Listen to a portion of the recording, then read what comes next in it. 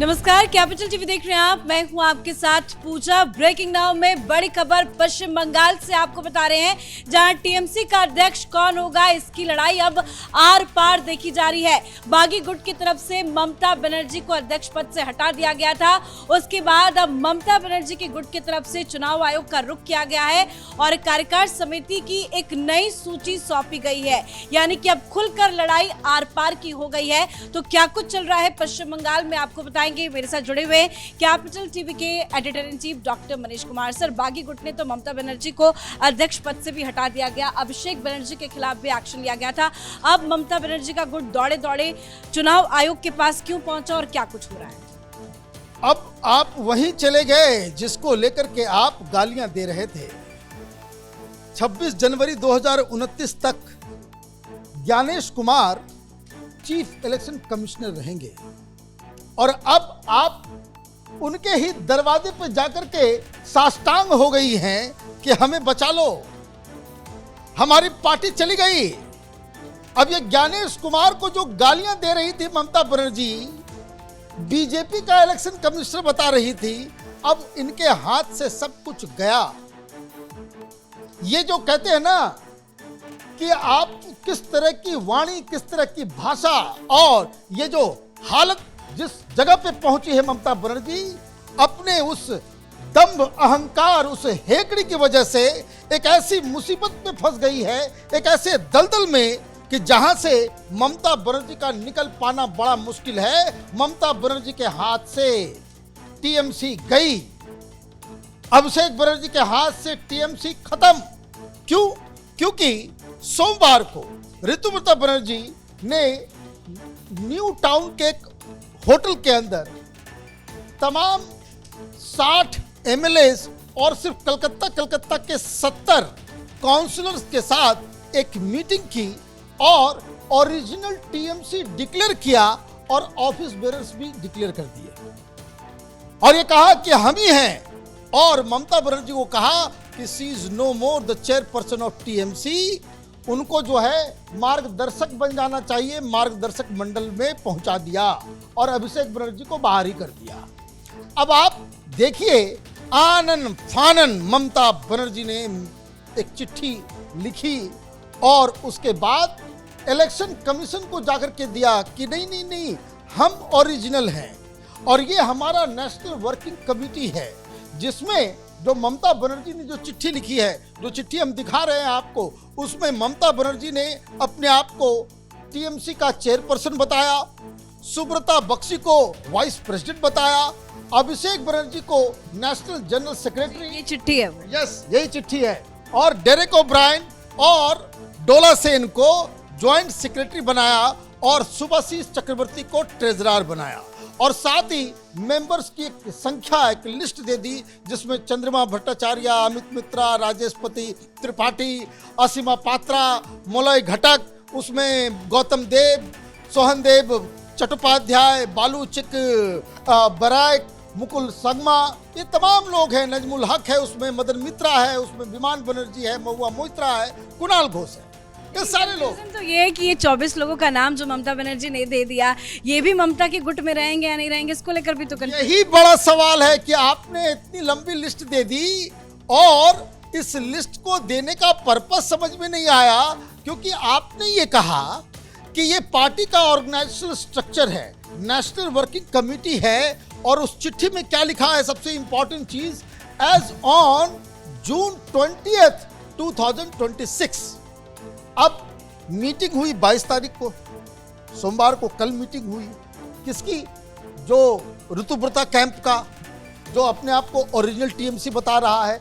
आपने 2 दिन पहले का डेट दिया कि ये बेसिकली वकीलों ने कहा होगा कि भाई 2 दिन पहले का आप डेट दे दो कि नई कार्य समिति हमारी बन गई है, नेशनल वर्किंग कमेटी, और उसके बाद ये लिखा कि ये हमारा ऑफिशियल हायरार्की है और जो बाकी जो लोग ऋतुव्रता की तरफ से कहा जा रहा है कि ये ओरिजिनल टीएमसी हम लोग हैं, उसको मत मानिए, हम लोग ओरिजिनल हैं। अब इसका फैसला कहाँ होगा? इलेक्शन कमीशन में होगा। इलेक्शन कमीशन में क्यों होगा?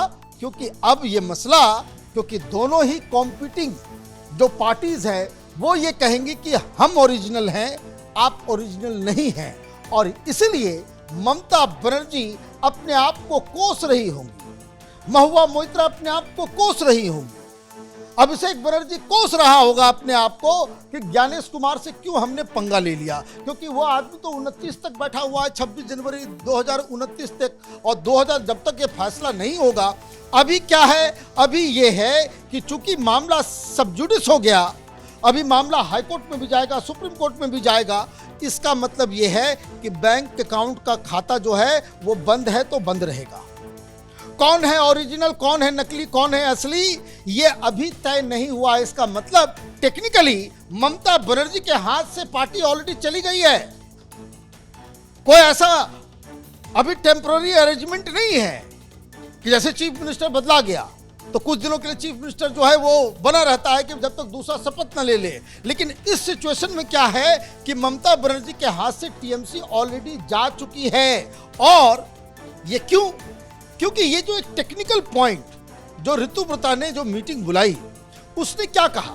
उसने ये कहा कि पार्टी के अंदर कॉन्स्टिट्यूशनल क्राइसिस है, कारण कि जो वर्किंग कमेटी थी वो पार्टी के संविधान के मुताबिक फरवरी 2022 में, क्योंकि हर 3 साल में नया आपको जो है नेशनल वर्किंग कमेटी बनाना पड़ेगा, तो फरवरी 2022 में ही वो जो पुराना वर्किंग कमेटी था वो एक्सपायर कर गया है।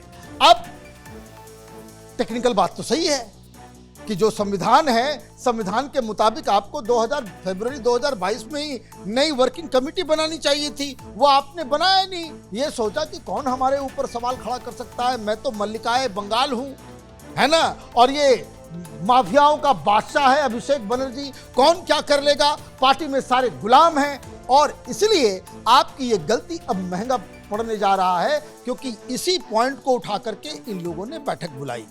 अब आपने वर्किंग कमेटी की बात तो कह दी, लेकिन अब सवाल ये भी उठ रहा है कि उस मीटिंग का कागज, कौन लोग हैं, नहीं लोग हैं, क्योंकि तैयारी इधर ज्यादा मजबूत है। क्योंकि जिस तरीके से इस्तीफा हुआ, जिस तरीके से लोग इकट्ठा हुए, जिस तरीके से हर जगह पे जितने भी चुने हुए जो नुमाइंदे हैं, जिस हिसाब से पार्टी के स्ट्रक्चर के अंदर, ऑर्गेनाइजेशन के अंदर जो इनको समर्थन मिला है, उससे एक बात साफ है कि जब इलेक्शन कमीशन ऐसे में क्या करता है, इलेक्शन कमीशन कहता है कि भाई ये जो लड़ाई हुई उसके पहले क्या व्यवस्था थी, या इस बात को समझिए, जो बहुत तेज बन रहे हैं ना, जो भी वकील इनको सजेशन दे रहे हैं, कल्याण बनर्जी हो या मनु सिंघवी हो, चाहे फिर वो कपिल सिब्बल हो, इलेक्शन कमीशन ये कहेगा कि भाई ये जो लड़ाई हुई, ये चुनाव से पहले कौन कौन लोग क्या क्या पद पे थे, क्या क्या चीजें क्या थी, अब आप हमें बताएं कि उसकी लिस्ट कहाँ है। लेकिन वो तो अब सब कुछ बदल गया, तो ये जो नई सूची ममता बनर्जी की तरफ से दी गई है, मतलब उसका कोई वैल्यू अब इसका कोई वैल्यू नहीं है। इसी तरीके से उद्धव ठाकरे ने भी लिस्ट दे दी थी कि हमारा स्ट्रक्चर है, ये हमने तय कर लिया, वो तय कर लिया। इलेक्शन कमीशन ने कहा उठा करके फेंको इसको कूड़े में, हमें ये बताओ कि तुम्हारे साथ कितने ऑफिस बेरर्स हैं उस समय जब लड़ाई से पहले, और वो अब किधर हैं। और ये ऋतुव्रता ने वो तय कर लिया है, वो बहुत टेक्निकल होकर के इसने तैयारी की, इसलिए हर जगह इस्तीफा भी दिलवाया, हर जगह इस्तीफा दिलवाया कि ये लोग छोड़ के चले गए, ये पार्टी आपके साथ नहीं है, कुछ लोग इधर आ गए, अब वो लोग समर्थन में आ जाएंगे। तो आपके पास टेक्निकली संख्या के हिसाब से जो elected representative as well as the office bearer of the parties, वो आपके फेवर में है। और एक और टेक्निकल बात मैं आपको बताऊं कि जो वर्किंग कमेटी आपने बनाई ममता बनर्जी ने, जो वाइस प्रेसिडेंट्स बनाए, जो ट्रेजरर बनाए, खुद चेयरपर्सन बनी, उसमें मुसलमान बस एक ही है। इस बात आप राजनीति जो है बहुत उसको कायदे से इशारे को समझने की आवश्यकता है। ममता बनर्जी के हाथ कुछ नहीं लगने वाला है, क्योंकि इन लोगों ने भी एक अलग तरीके से ममता बनर्जी को चेयरपर्सन से हटाया, अरूप राय को बना दिया, और ऋतुव्रता बनर्जी, विप्लव मित्रा, जावेद खान और संदीपन साहा ये जनरल सेक्रेटरी बने, और साथ ही साथ अनूप विश्वास, फरहाद हाकिम और रितिनाथ घोष और सबीना यास्मीन, इनको बनाया वाइस प्रेसिडेंट। तो आप ये देखिए कि मुस्लिम विधायक भी, मुस्लिम लीडर्स भी अब ममता बनर्जी के साथ नहीं हैं, वो इधर आए हुए हैं। तो इसका मतलब बिल्कुल साफ है कि ममता बनर्जी पॉलिटिकली तो बाकायदा वो बंगाल की राजनीति में वो कुछ काम सरकार भी कर रही है, केस पे केस, केस पे केस, केस पे केस। और दूसरा, ये जो ग्रुप ऋतुव्रता ने जो स्टार्ट किया वो भी एक एज पे है। तो ममता बनर्जी तो अब सरेंडर करेगी किसके सामने, नाक रगड़ेगी किसके भाई आप देखिए, ये अभिषेक बनर्जी मीटिंग में जाता था तो तुम ताम किया करता था, ऐसे उंगली दिखाया करता था, मेज पीटा करता था।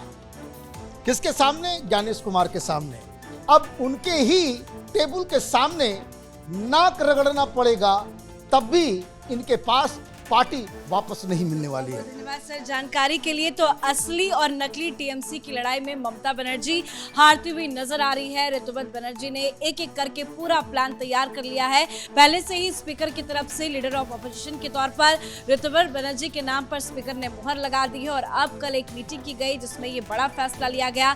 ममता बनर्जी को महत्वपूर्ण पद से हटाया गया। उसके बाद अभिषेक बनर्जी के खिलाफ भी बड़ा एक्शन लिया गया। लेकिन अब ये अध्यक्ष की जो लड़ाई है वो बढ़ती दिखाई दे रही है। ममता बनर्जी ने चुनाव आयोग का रुख किया है। एक सूची सौंपी गई है चुनाव आयोग को। अब देखना होगा कि आगे ये लड़ाई कितनी और बड़ी होती दिखाई देती है। इस बड़ी खबर में इतना ही। देखते रहिए कैपिटल टीवी। नमस्कार।